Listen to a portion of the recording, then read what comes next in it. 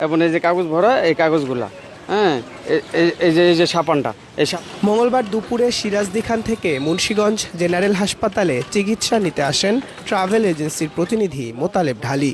পরিচয় হয় এক ব্যক্তির সাথে, যিনি সৌদি আরবে ওমরা হজ করতে যাওয়ার কথা বলে কৌশলে বিশ্বাস স্থাপন করেন মোতালেবের। পরদিন বুধবার মোতালেব পুনরায় আসেন ওই ব্যক্তির সাথে দেখা করতে। এরপরই ঘটে প্রতারণা। নগদ 1 লাখ টাকা নিয়ে কাগজ আর সাবান ধরিয়ে দিয়ে সটকে পড়ে প্রতারক। জামাল কয়ার নাম, ফরিদপুরে বাড়ি, এই টুচা লম্বা, কয় আমি কাপড়ের ব্যবসা করিয়ে দিকে, তো আমি আপনার লোক হজে যাব।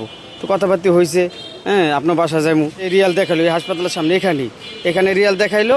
হ্যাঁ, আমি একটা দেখলাম মতন একটা ভাঙাইলামও, 3100 টাকা দিছে। আমি বললাম তো ঠিক আছে। তো আমাকে বললো ফোন করে, তো আপনি কালকে আসেন টাকা নিয়ে, আপনি রিয়াল নিয়ে যান। একটা বান্ডিল আমার হাতে দিছে মতন, আমি বান্ডিলটা দেখলাম, হ্যাঁ সম্পূর্ণ ভালো টাকা। তো এর মধ্যে করছে কি ব্যাগটা ঘুরাইয়া, তাদের হাতে আরও ব্যাগ ছিল, এরকম আরও ব্যাগ। তো ওই ব্যাগটা ঘুরে নিয়েই আবার 3 জন, তো হেরা একজন ছিল, পরবর্তীতে 3 জন এসে পড়ছে। 3 জন এসে পড়ে কয় হ্যাঁ এই যে ব্যাগ আপনার নেন। তো টাকা আমি গড়লাম মতন, দেখলাম হ্যাঁ সব ঠিক আছে। পরবর্তীতে 2টা গামছা দিয়ে এরকম বাঁধছে, আরেকটা ব্যাগের মতো ঢুকাইছে, এরকম গিট্টু দিছে। মানে আমি খুলতে আমার হাতের নৌকো নাইকে, মানে চারি ফালা দিছি, তো আমি খুলতে পারি না। তাড়াতাড়ি খুলতে দেখি এর মধ্যে গুন্ডা দিছি, দেখি নাই। এই সাবানটা ভরা, এই যে গামছা, হ্যাঁ এই ব্যাগের মধ্যে, হ্যাঁ এই ব্যাগের মতো টাকা এইভাবে দিয়া, হ্যাঁ, তো এইভাবে আর কি, এইভাবে এই যে এগুলো পল্লা কইরা, হ্যাঁ এগুলা দিছে। এ ঘটনায় সদর থানায় অভিযোগ দায়ের হয়েছে।